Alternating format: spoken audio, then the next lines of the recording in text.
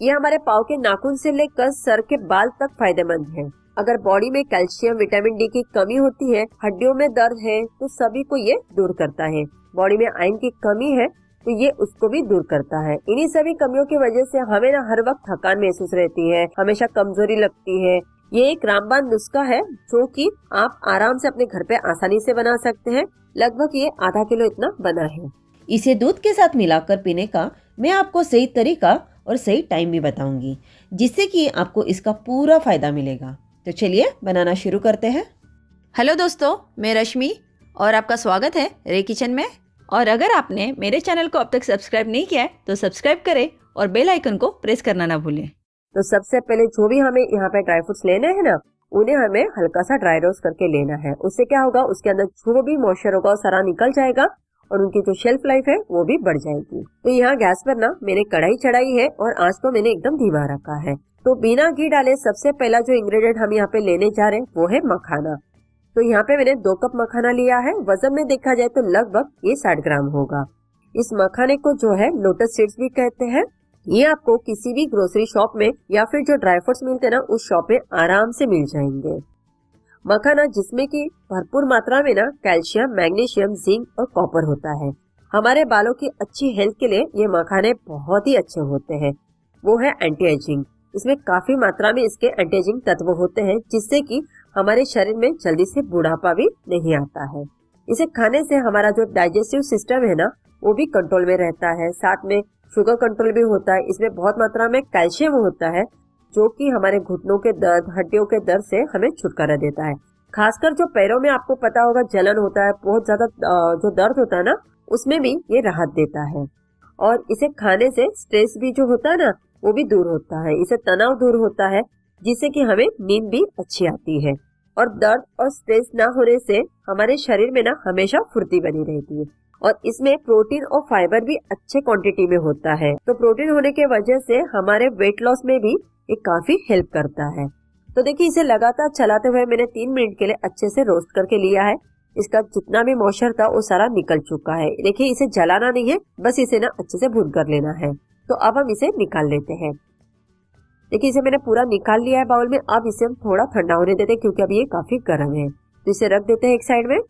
Same कढ़ाई मैंने ली है। अब इसमें हम डालेंगे आधा कप बादाम, यानी कि आलमंड। बादाम जो है विटामिन, मिनरल और फाइबर का बहुत ही अच्छा सोर्स है और ये हमारे हड्डियों को भी मजबूत करता है। ब्लड शुगर भी इससे कंट्रोल रहता है। कोलेस्ट्रॉल लेवल जो है वो भी कंट्रोल करता है, जिसके वजह से ये हमारे हार्ट के लिए काफी फायदेमंद है।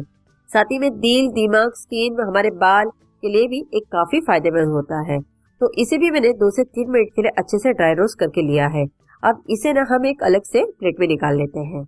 अब इसी पैन में मैं ले रही हूँ आधा कप, यानी लगभग 100 ग्राम के इतना भुना हुआ चना। मैं छिलके के साथ ही इसका इस्तेमाल कर रही हूँ। भुने चने हमारे बॉडी में हीमोग्लोबिन को इम्प्रूव करता है। अगर आपकी बॉडी में हीमोग्लोबिन की कमी होती है ना, तो हमें थकान महसूस होती है। तो चने इसके लिए बहुत ही फायदेमंद है। ये हमारे बालों को भी बहुत ही अच्छा मजबूत करता है। ओवरऑल ये बहुत ही अच्छा न्यूट्रिटिव होता है।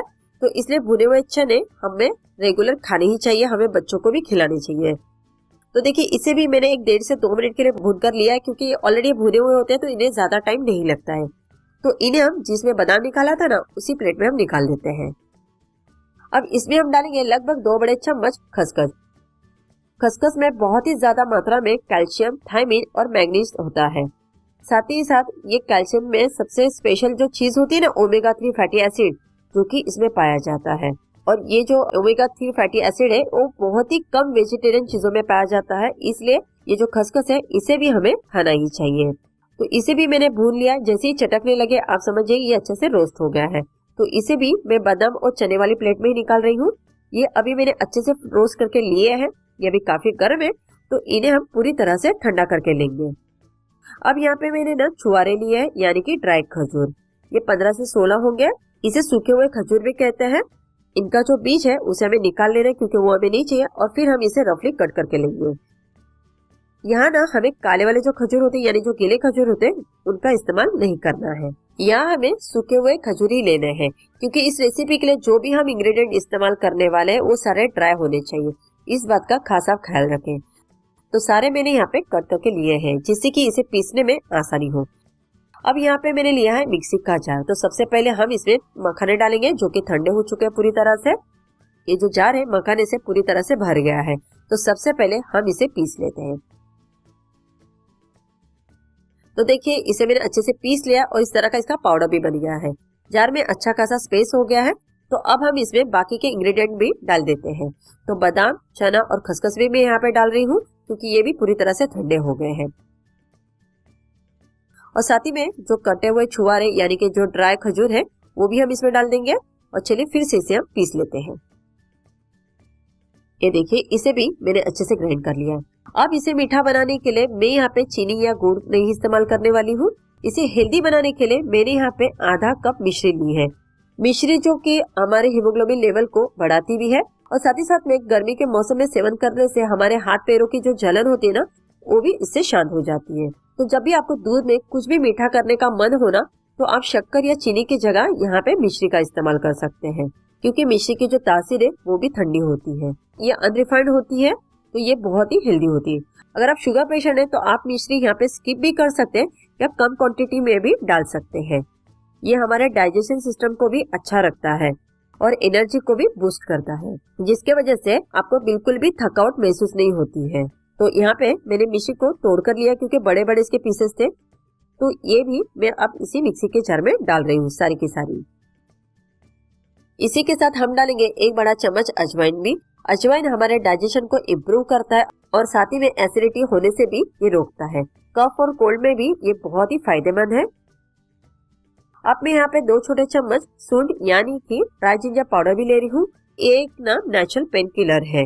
ये हमारे सर के दर्द को, हड्डी के दर्द को, इनफैक्ट ये हमारे मेंस्ट्रुअल जो पेन होता है ना उसमें भी फायदा देता है। अब इन सारे इंग्रेडिएंट को हम फिर से एक बार अच्छे से पीस लेते हैं। ये देखिए एकदम फाइन पाउडर मैंने यहाँ पे बना लिया है। इसी तरह का बारीक पाउडर हमें पीस कर लेना है। तो इस तरह से हमारा बहुत ही हेल्दी पाउडर बनके यहाँ पे रेडी हो गया है। एक जबरदस्त पाउडर बना है। अगर बॉडी में कैल्शियम, विटामिन डी की कमी होती है, हड्डियों में दर्द है तो सभी को ये दूर करता है। अब इसे हम सूखे साफ सुथरे एयरटाइट कंटेनर में स्टोर करके रखने वाले हैं। इस जार में आपको ध्यान रहे कि बिल्कुल भी पानी नहीं होना चाहिए। आप इसको रूम टेम्परेचर पे 1.5 से 2 महीने तक आराम से स्टोर करके रख सकते हैं। गर्मियों का मौसम है तो ये बाहर भी आराम से 1.5 से 2 महीने रह जाएगा। और अगर आपको लंबे समय तक करना है तो आप इसे फ्रिज में भी स्टोर करके रख सकते हैं। ये बिल्कुल भी खराब नहीं होता है। इस तरह से ये हमारा कैल्शियम, विटामिन से भरपूर ये पाउडर बनके रेडी है। लगभग ये आधा किलो इतना बना है। अब इसे किस तरह लेना है ये मैं आपको बताती हूँ।